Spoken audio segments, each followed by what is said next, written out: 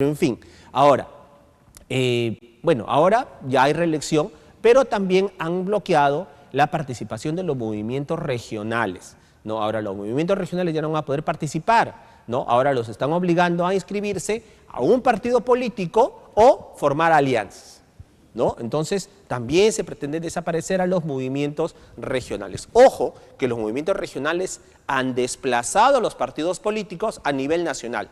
Los han desplazado por completo. Entonces, el día de hoy el Congreso ha decidido aprobar reelección y no movimientos regionales. Bien, vamos ahora sí, por favor, a ver si ya lo tenemos, Walter. Listo. Ahora sí, muchas gracias. Cristian Guevara se encuentra con nosotros. El señor Cristian Guevara es el presidente de la bancada Nuevas Ideas, la bancada mayoritaria ahora de Nayib Bukele, quien va a juramentar a esta reelección, a este nuevo periodo en El Salvador. Él también es presidente de la Comisión de Hacienda. Señor Cristian Guevara, muy buenas noches allá en El Salvador. Acá son 9:42, allá 8:42 de la noche. Bienvenido. Saludos al pueblo peruano, gracias por la introducción. Yo soy Cristian Guevara, yo soy el jefe de la bancada de Nuevas Ideas, que es el partido del presidente Nayib Bukele. También soy presidente de la Comisión de Hacienda, miembro de la Comisión Política y bueno, tengo el honor de representar a la Asamblea Legislativa en esta entrevista. Ahí me disculpaba un poquito, Carlos, es tu nombre, ¿verdad? Sí, sí, claro, ¿cómo está? Buenas noches. ¿Qué tal? Me disculpaba un poquito que hace unas semanas me dio un derrame facial y me estoy recuperando y a veces me cuesta un poquito hablar, pero qué gusto estar con ustedes allá en Perú, un país al que admiramos muchísimo, lo queremos muchísimo y aquí estamos con un gran amigo, Walter Chirinos. Claro que sí. Que ya es la tercera vez que nos visita, ¿verdad, Walter? Sí, muchísimas gracias, Walter, a la distancia también. Pues nuestro saludo allá hasta El Salvador. Buenas noches. Aquí, Carlos, muchas gracias. Sí. Yo creo que la entrevista hay que más dirigirlo a Cristian, porque justamente pues el día sábado Nayib Bukele va a iniciar su segundo periodo. Y sobre todo porque, mira, por primera vez en la historia de El Salvador, un jefe de bancada y presidente de Comisión de Hacienda es reelecto, porque acá no se elige por un año, se elige por periodos. O sea, él tendría 8 años, 6 años de ser presidente de bancada y al mismo tiempo presidente de comisión. Que a él las preguntas, conmigo a la finalización de un tema que me hablaste, Sí. Pero ahí está Cristian para que pueda responderte y como él te dijo, con problemas de salud, sin embargo, ha aceptado esta entrevista, gustoso para todo el norte del país. Sí, efectivamente. Señor Guevara, primero para, obviamente, desear las mejorías, ¿no? A su salud, pero vamos ya a la parte política, ¿no? El presidente Nayib Bukele va a juramentar este 1 de junio y nos imaginamos que la estrategia a aplicar en este segundo periodo es consolidar la lucha contra la delincuencia, es una de ellas, y también la lucha contra la corrupción. Pero yendo a la lucha contra la delincuencia, yo leí en una entrevista que usted había dado a unos medios y quería empezar la entrevista de esta manera porque lo que usted reflejó en esta entrevista es lo que nosotros acá en el Perú estamos empezando a vivir y que usted ha venido en su visita y como que dio esa alerta, ¿no? Esa alerta de lo que podría pasar en el Perú si no hacemos algo ahora. Usted dijo en la entrevista de la siguiente manera, dice, todos pagaban cupo en El Salvador, así comenzó. Y eso lo estamos viviendo acá en el Perú. Así es, Carlos, mira, nosotros en El Salvador a la extorsión le llamamos la renta, ustedes le llaman el cupo. Y el cupo tiene dos variantes bien peligrosas. Uno es que le quita recursos al Estado, porque la gente ya no paga el impuesto al gobierno, sino que se lo paga a los delincuentes. Y de los delincuentes, de ahí mismo se financia para fortalecerse. En El Salvador, por darte un ejemplo, el presupuesto de la nación es de 9.000 millones de dólares al año, 9.000 millones de dólares, y solo de renta se pagaban 1.000 millones de dólares. Es decir, un poquito menos que el 10%, wow. poquito menos del 10%. Entonces, esos recursos debieron haber ido para hacer escuelas, hospitales, carreteras, pero no, se iban para que las mismas pandillas, las mismas maras compraran armas y tuvieran más atemorizada a la población. El segundo gran componente peligroso del cupo es que la extorsión siempre precede al homicidio. Porque claro, yo rento a Walter, un par de meses él podrá pagarlo, pero cuando él no lo puede, yo lo asesino, para meterle miedo al otro que voy a extorsionar. Entonces, no solo arruina a la economía nacional, sino arruina las economías locales y sobre todo arruina la tranquilidad de las familias peruanas. Entonces yo creo que ustedes están en un momento de la historia donde deben de tomar decisiones para el bien de los buenos peruanos. No puede ser que por unos pocos, aquí en El Salvador era el 2% de la población que eran pandilleros, el 2%, y los otros 98% nos tenían de rodillas. Entonces no puede ser que unos pocos le hagan tanto daño a la gran mayoría. No pueden permitir eso, no deben de dejar en Perú que pasen esas cosas. Claro, no estoy diciendo que tomen una ley, solo le estoy dando el consejo de alguien que ya vivió eso y que no quisiera que el noble pueblo de Perú sufriera lo que nosotros hemos sufrido. Correcto. Obviamente la realidad de El Salvador y la realidad del Perú son distintas, pero bajo la experiencia que usted tiene de las políticas aplicadas en El Salvador, bajo lo que ya conoce de nuestro Perú, lo poco que conoce nuestra problemática, ¿qué cree que nos falta o qué cree que tenemos que hacer? Mira, aunque hay unas grandes diferencias entre Perú, ustedes son un país grande, nosotros somos un país muy pequeño, tienen mucho más recursos naturales, nosotros no tenemos tantos recursos naturales, pero hay una cosa que es bien común, que es que ambos países hemos estado sometidos por la violencia y por la corrupción. Eso es casi toda Latinoamérica y es el caso de Perú y de El Salvador.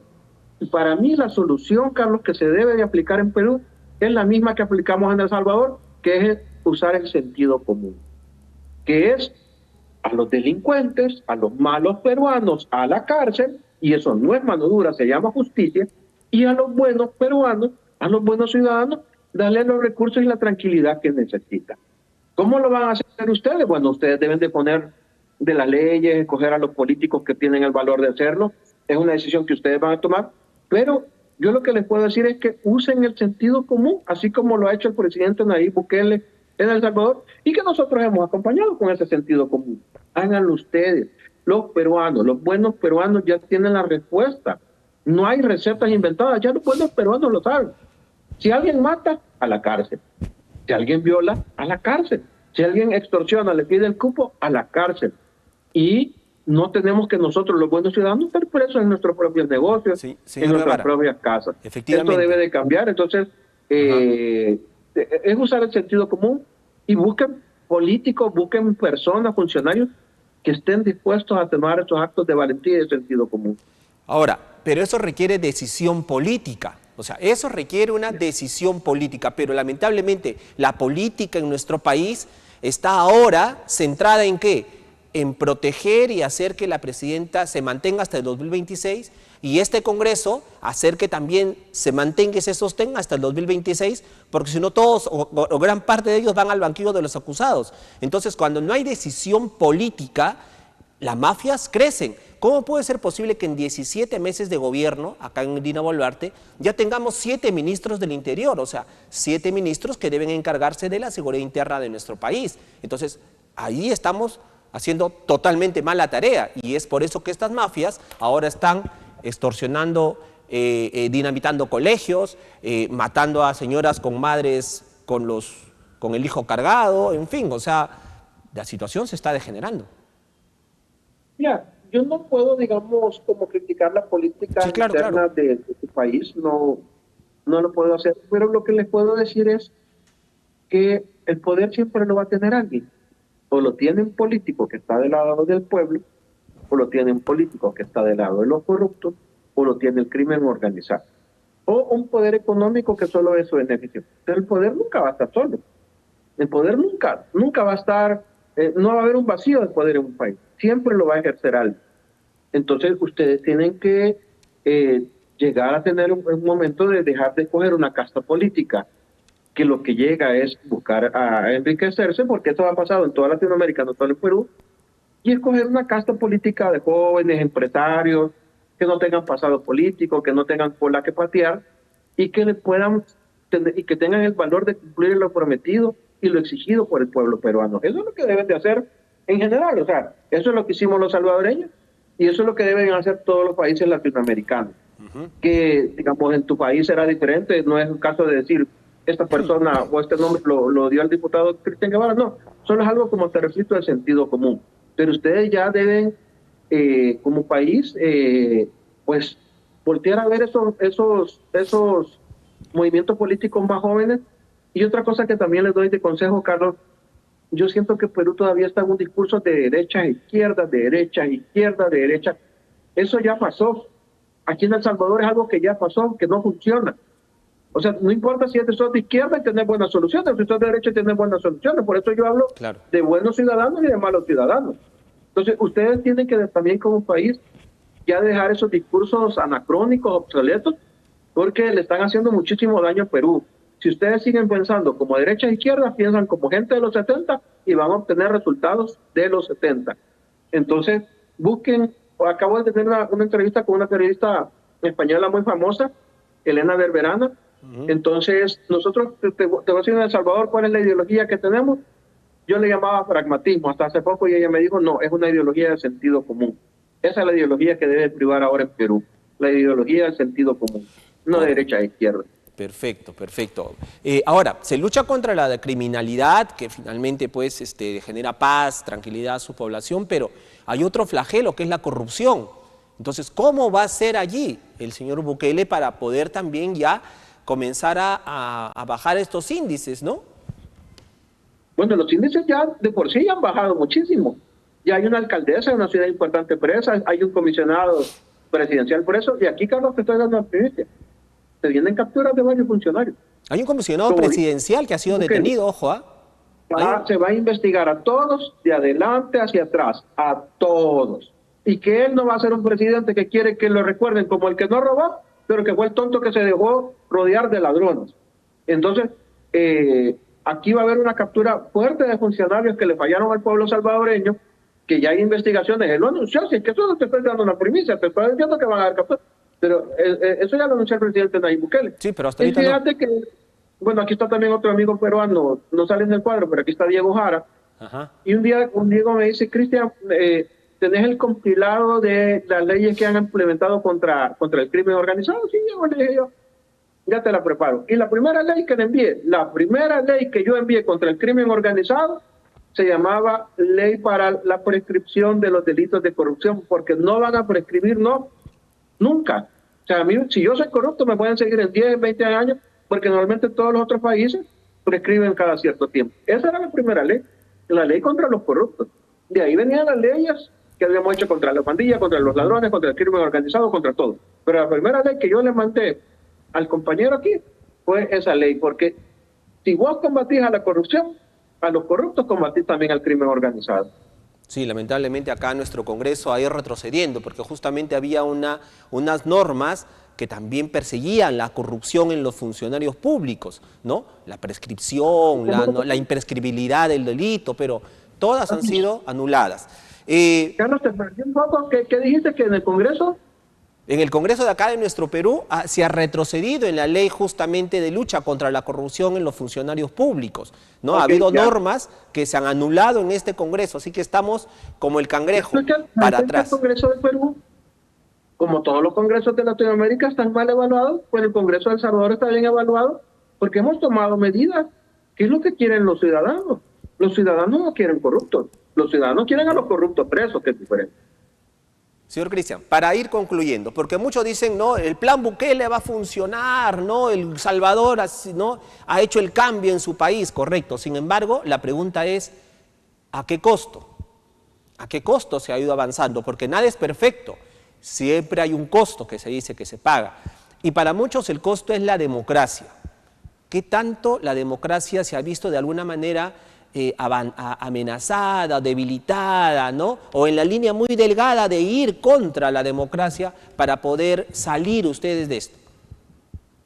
Bueno, aquí en el caso de El Salvador, Carlos, te puedo decir que la democracia ha salido fortalecida, pero muy fortalecida, porque la gente ahora, digamos, ya los salvadoreños en el exterior pueden votar, antes no podían. Aquí hay una gran población de salvadoreños que estaba fuera, el 33% del país estaba fuera, y ahora ya pueden votar, y el presidente Nayib Bukele en unas elecciones libres y democráticas salió elegido con el 85%, que es la mayor muestra de voluntad de un pueblo. Entonces aquí la democracia se ha fortalecido y así como hemos defendido los derechos ciudadanos, hemos defendido también el derecho a una nación democrática. Y gracias a Dios yo puedo decirlo eso sí, que lo hemos logrado y que por eso también ahora El Salvador es un ejemplo para el mundo. Correcto, pero también el copamiento del poder también es peligroso. Cuidado, señor, ya también lo hemos vivido aquí, cuidado, porque el copamiento de todas las instituciones del Estado, justamente pues ante un solo sistema de gobierno, también puede complicarse, les puede ir de las manos la situación. Carlos, te estamos perdiendo, aquí está cayendo en San Salvador una lluvia fuerte, fuerte. Bueno, pues, señor Cristian, le agradezco muchísimo por estar esta noche con nosotros y nada, pues vamos a estar atentos a todo lo que ocurra este 1 de junio en la juramentación de Nayib Bukele. Hemos querido, y muchísimas gracias por esta entrevista, porque hemos querido de alguna manera escuchar. Hemos perdido un poco la señal con Carlos, pero... No, acá estamos, yo lo escucho muy bien. Walter, ¿me escuchas tú? Aquí en San Salvador, estimado. Walter, bueno, creo que nos vamos a ir definiendo porque no sé. A ver, Walter. Para la última, y quisiera que por favor, esto le cambie de solamente unos segundos, rechazar enérgicamente lo que el día de hoy el Congreso de la República ha aprobado en la eliminación de los movimientos regionales. Sabemos que ellos están con los temores de no enfrentar a las fuerzas regionales, sabemos que están con los temores de su reelección, sabemos que están con los temores de que el 85% de autoridades en las regiones no sean de los partidos políticos centralistas y lamentablemente han hoy día aprobado por mayoría en el Pleno, lo cual rechazamos nosotros, nos solidarizamos con los movimientos regionales y debemos, como siempre, las puertas de nuestro partido estarán abiertas porque nacimos como regionalistas. Muchas gracias, Carlos. Walter, te agradezco. Al pueblo peruano, que Dios lo bendiga. Muchísimas gracias, señor Walter, Cristian Guevara, y a Walter Chirinos, es el presidente del Partido Regionalista de Integración Nacional, que justamente ha sido invitado a El Salvador para, obviamente, estar presente en lo que es la juramentación de Nayib Bukele, ¿no? Hemos conversado con Cristian Guevara, quien es el presidente de la bancada oficialista Nuevas Ideas, y él ha sido claro en el sentido de que todo empezó con el cobro de los cupos o las rentas, como la llamaba. Y luego eso se fue extendiendo, y solo un 2% de la población, que eran este grupo delincuencial, hackeó a todo el resto.